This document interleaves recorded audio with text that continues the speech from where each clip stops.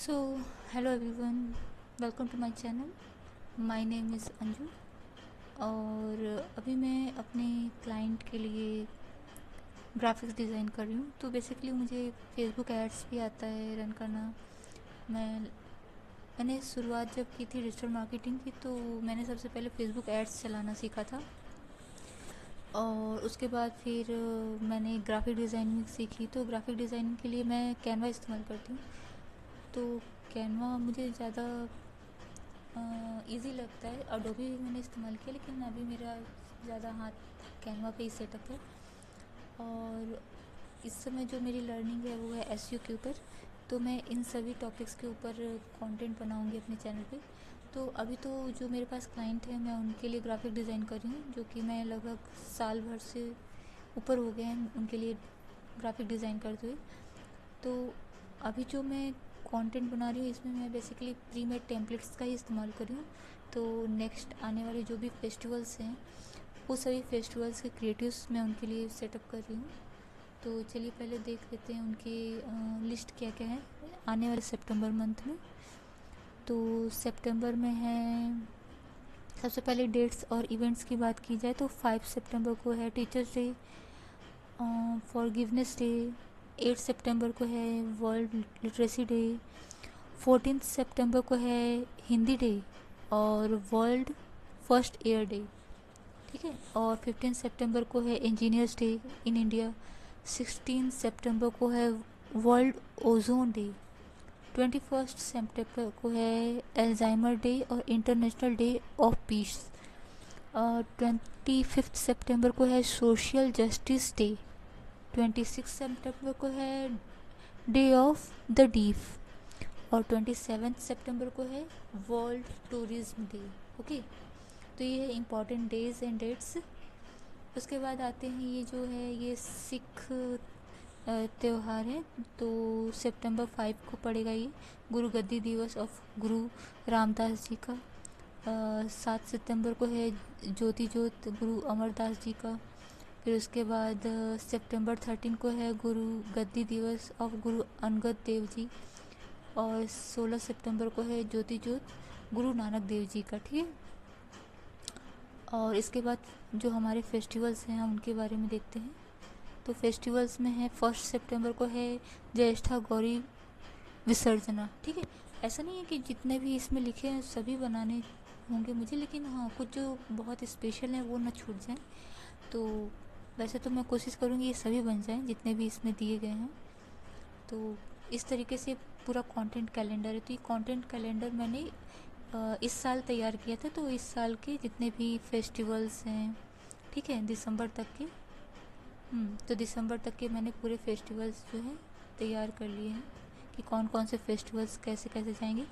तो होता ये है कि जो भी हमें कंटेंट पब्लिश करना होता है, तो ऐसा नहीं कि हम डे बाय डे उसकी प्रिपरेशन करते हैं। मतलब जैसे कल है तो आज बना रहे, ऐसा नहीं है। एटलीस्ट 15 डेज़ बिफोर हमें ये सारी चीज़ें क्रिएट, रिव्यू और फिर उसके बाद फिर जो भी एडिटिंग रिव्यू के बाद करनी होती है उसे करके फिर उसके बाद दोबारा सबमिट किया जाता है क्लाइंट के पास। और फिर उसके बाद स्केड्यूल हो जाता है। तो इस तरीके से ये जो कंटेंट है ये जाते हैं आपके फेसबुक पे, इंस्टाग्राम पे, लिंक्डइन पे और एक्स पोस्ट पे। तो मैं अभी जो क्रिएट कर रही थी वो है ये तो अक्टूबर आ गया, सितंबर। ओके। तो टीचर्स डे का मेरे पास रेडी है, वर्ल्ड लिटरेसी डे का भी रेडी है, हिंदी डे का मतलब हिंदी दिवस का। हिंदी दिवस का चलिए देख लेते हैं हिंदी दिवस का। ओके।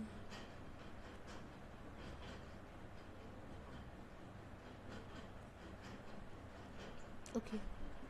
तो मैं ऐसा कुछ अलग से नहीं करने जा रही हूँ। ठीक है।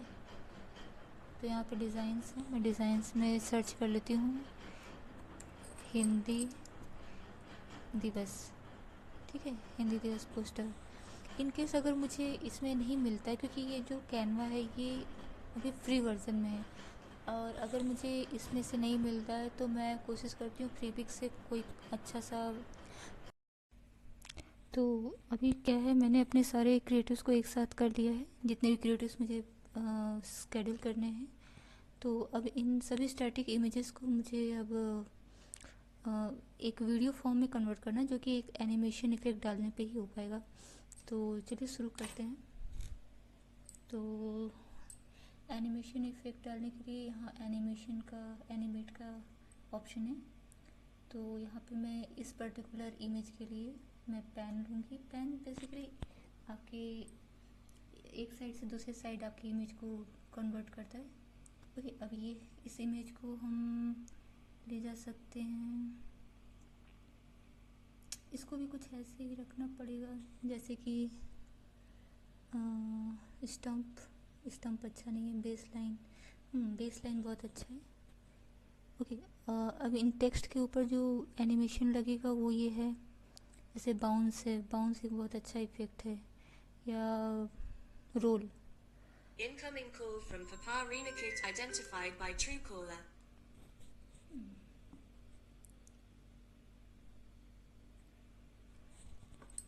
ओके,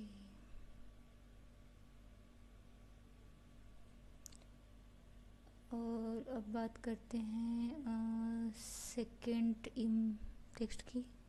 ओके, तो बर्स्ट भी अच्छा फॉर्म है। ब्लॉक भी एक अच्छा फॉर्म है। Merge is also a good animation for text. Start shift. Okay, तो शिफ्ट मुझे इतना अच्छा नहीं लग रहा। स्टेक अच्छा, ये है अपना बाउंस। तो अपन इसमें भी बाउंस का इफेक्ट डालते हैं, और इस पर्टिकुलर इमेज में टेक्स्ट में भी बाउंस का इफेक्ट डालते हैं। अब रही बात इन छोटे छोटे इमेजेस की, आइकॉन्स की, तो इनको अगर हम एनिमेट करना चाहें तो old TV, chroma effect, brush, ink, काफ़ी देर से आ रहा है तो मेरे ख्याल से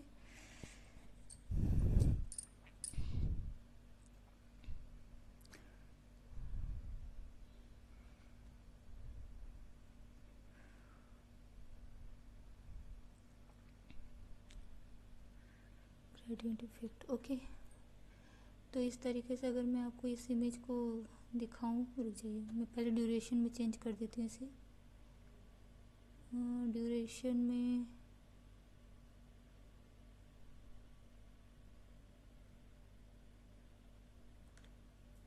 ओके, अभी आप देख सकते हो। इसको मैं प्ले करती हूँ तो देखा, इस तरीके से ये इमेज एक स्टैटिक फॉर्म से एक वीडियो फॉर्म में कन्वर्ट हो गया है। हालांकि यहाँ पे एक ऑडियो भी ऐड किया जा सकता है, तो ऑडियो के लिए हमें ऑडियो लिस्ट में जाना पड़ेगा। तो ये रहा ऑडियो। और अब यहाँ पे चूँकि बहुत सारे पेड म्यूज़िक्स होते हैं, तो उनको ध्यान में रखते हुए अपन को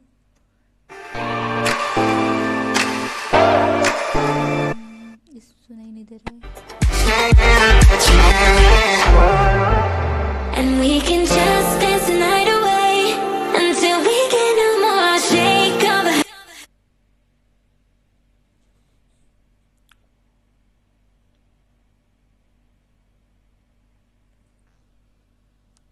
ओके,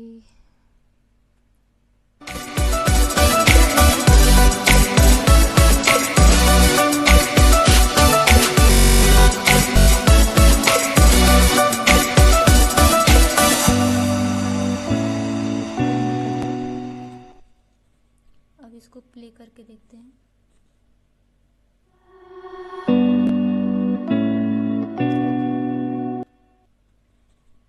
तो इसको अगर हम चाहें तो इसका ड्यूरेशन भी बढ़ा के अपन ले जा सकते हैं। ज़्यादा नहीं, थोड़ा बहुत, मेरे ख्याल से 17 सेकेंड 20 सेकेंड इनफ है। ओके, तो अब हम यहाँ से इसको क्रॉप कर देंगे, स्प्लिट। देखिए, ये वीडियो जो अपना ये है ऑडियो, इसको स्प्लिट कर दिया गया है। तो ये पहला इमेज जो है ये विथ ऑडियो और एनिमेशन रेडी है। ओके, तो अभी चूँकि इस इमेज में मैंने अभी डेट नहीं डाला है, तो सबसे पहले डेट डालने के लिए अपन जाएंगे एलिमेंट में। ओके, एलिमेंट में जाके हम रिबन चेक करेंगे। रिबन बेसिकली एक वो होता है, आपको एक सुंदर सा आपको आइकॉन मिल जाएगा रिबन, जिसपे कि आप अपने डेट को ऐड कर सकते हैं। जैसे कि ये है, बस ये प्रीमियम है, सॉरी प्रीमियम तो यूज़ कर ही नहीं सकते अपन, क्योंकि ये अपना का ये जो है फ्री टूल है इस समय। तो ये जो है ये एक रिबन है, इस पे हम अपना डेट डालेंगे। बेसिकली अगर आप नॉर्मल ऐसे ही डेट डालते हो तो उतना अच्छा नहीं लगता, लेकिन अगर आप रिबन का इस्तेमाल करें तो रिबन पे अगर आप डेट डालते हो तो काफ़ी अच्छा लुक क्रिएट करता है। तो अभी ये ओके, ये पकड़ लिया। तो देख लो आप, मैंने इसका कलर ऐसा लिया जो कि आपके बैकग्राउंड के कलर से बहुत मैच कर रहा है, तो इससे क्या है, एक इमेज में सिंक बनी रहती है। तो हम अब इस पे अपना डेट डाल देंगे। ओके, तो चलिए डेट डाल लेते हैं। तो डेट है 5 सितंबर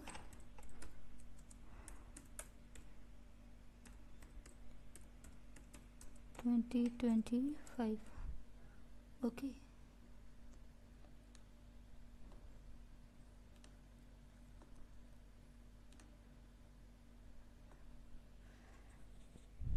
तो दोस्तों अब ये जो हमारा नेक्स्ट डिज़ाइन है, इस डिज़ाइन में हम ये सितंबर 8 2025 22 बता रहा है, तो इसको हम 25 कर देते हैं। ओके ओके,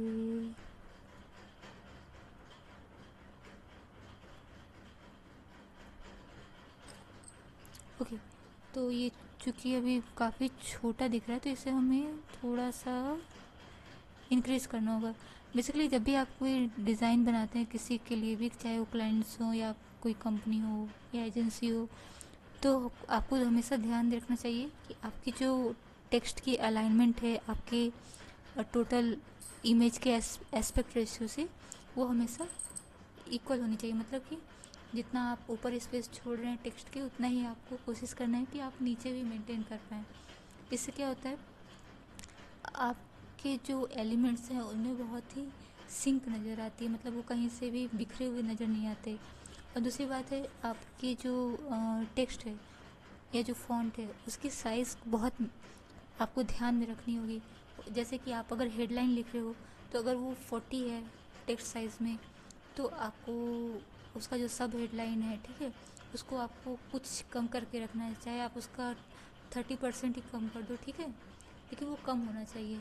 हेडलाइन सबसे बड़ी होगी, उससे उसके बाद जो सब हेडलाइन है उससे थोड़ी थोड़ी छोटी होगी।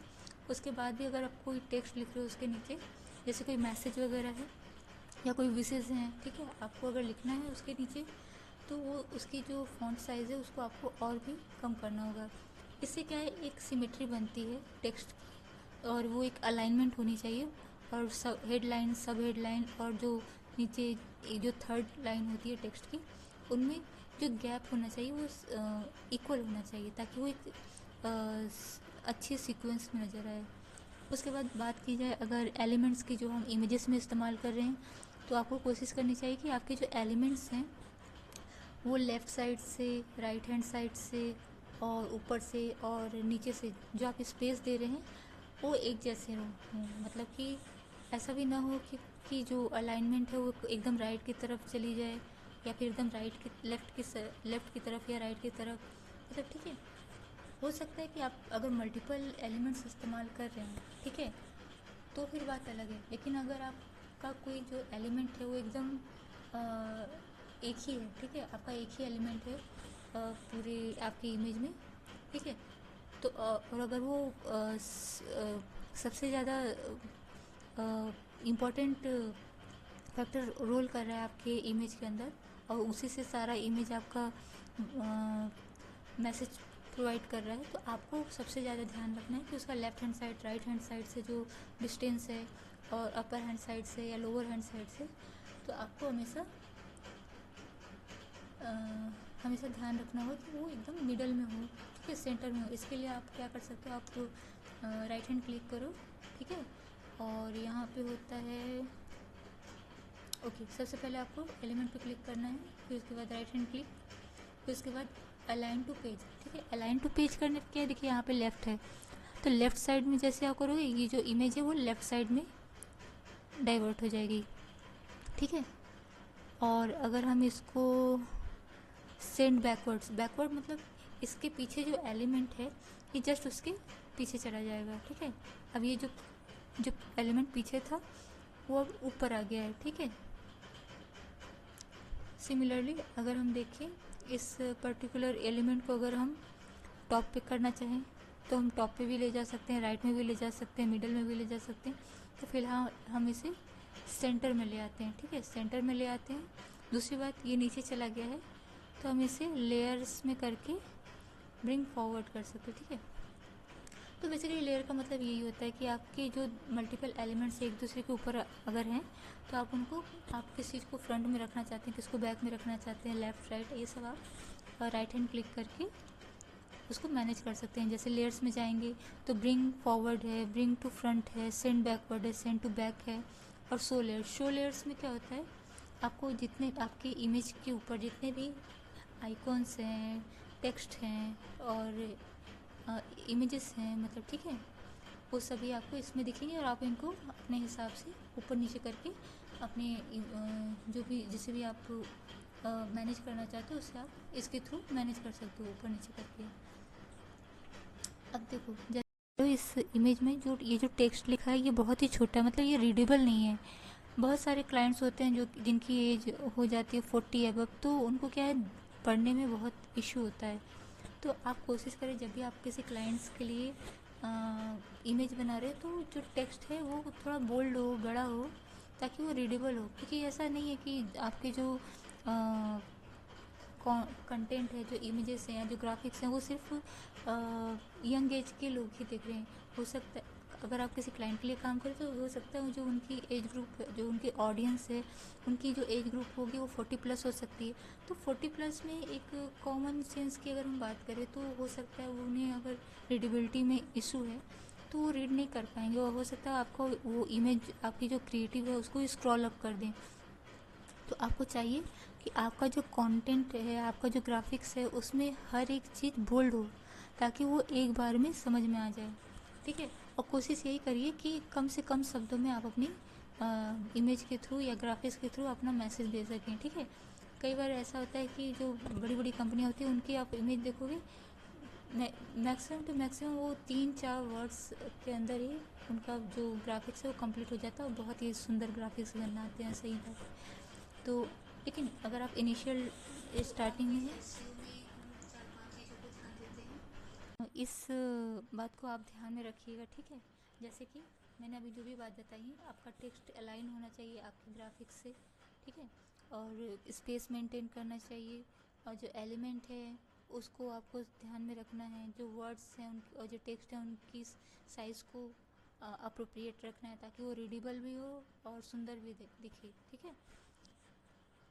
और अब इसमें बात करते हैं, मुझे जो कमी लग रही है वो है एनिमेशन की। तो ठीक है, एनिमेशन डाल देते हैं थोड़ा सा। तो एनिमेशन डालना मेरे ख्याल से बहुत अच्छी चीज़ है। अगर बहुत ही स्टैटिक इमेज जाती है तो ऐसा लगता है कि उस पर कुछ काम ही नहीं किया गया है, सीधे सीधे उठा के चिपका दिया गया है। तो ऐसा भी ना हो, ठीक है। आप जब भी स्टैटिक इमेज इस्तेमाल करने जा रहे हो तो आप कोशिश करें कि उसमें एक एनिमेशन का टच पॉइंट दे दें, उससे वो अपने आप ही इतनी खूबसूरत लगने लगती है, ठीक है। एक अलग ही उसका ऑरा बन जाता है इमेज का। तो एनिमेशन का इस्तेमाल तो आप डेफिनेटली करें, और एनिमेशन के साथ साथ आप कोशिश करें कि उसमें अगर आप म्यूज़िक दे सकें, ठीक है, कॉपीराइट फ्री म्यूज़िक जिसमें कि लिरिक्स ना हो, ठीक है। कई बार ऐसा होता है जो कंपनीज़ होती हैं या जो आपके क्लाइंट्स होंगे वो उनको शायद ना पता हो सकता है कि कॉपीराइट एक बहुत बड़ा इशू हो सकता है। आप किसी के म्यूज़िक को इस्तेमाल कर रहे हैं या कोई भी चीज़ आप अगर क्लिप्स उठा रहे हैं या इमेजेस इस्तेमाल कर रहे हैं तो आपको बहुत ध्यान रखना है कि आप जो भी इस्तेमाल करो वो कॉपीराइट फ्री हो। अगर वो कॉपीराइट फ्री नहीं है तो आपके लिए और आपके क्लाइंट्स के लिए, दोनों के लिए इशू क्रिएट कर सकता है। तो हमेशा कॉपीराइट फ्री इमेजेस, क्लिप्स और म्यूज़िक इस्तेमाल करें। और बहुत सारी वेबसाइट्स हैं जो कि आपको फ्री में ये सभी चीज़ें प्रोवाइड कर सकते हैं। तो मैं नेक्स्ट वीडियो में आपको उन सभी वेबसाइट के बारे में बताऊंगी, ठीक है। तो अभी इस वीडियो में हम देखते हैं। ओके, तो फ़िलहाल के लिए मैंने इसको अभी इतने पे ही छोड़ दिया है, मैं और इस पर काम करूँगी लेकिन आपको बताने के लिए। ओके, तो ये भी है, तो इसमें भी मुझे एनिमेशन देना चाहिए। अगर इसमें एनिमेशन दे सकूँ तो कैसा आएगा?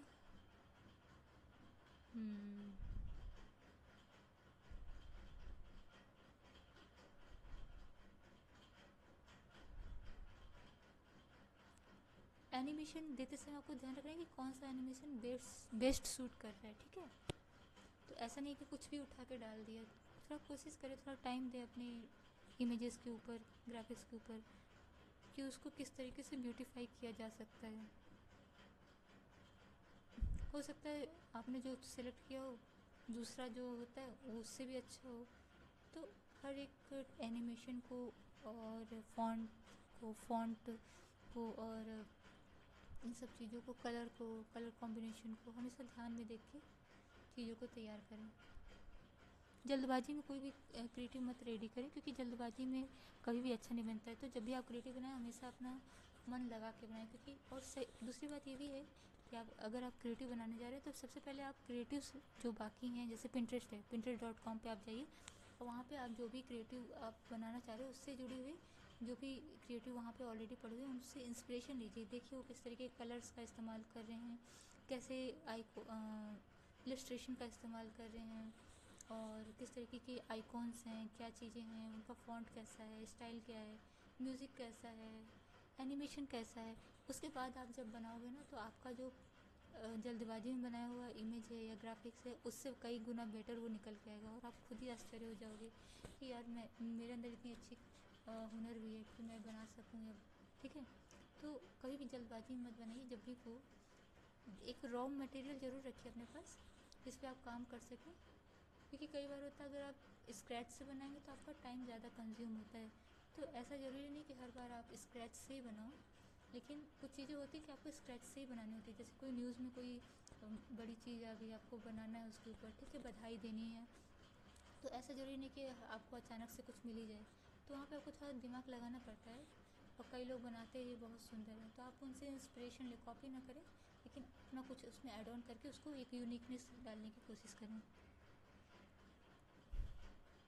तो ये सारे इमेजेस जो हैं इनमें मैं धीरे धीरे करके मैं डाल दूँगी अपना एनिमेशन इफ़ेक्ट वगैरह।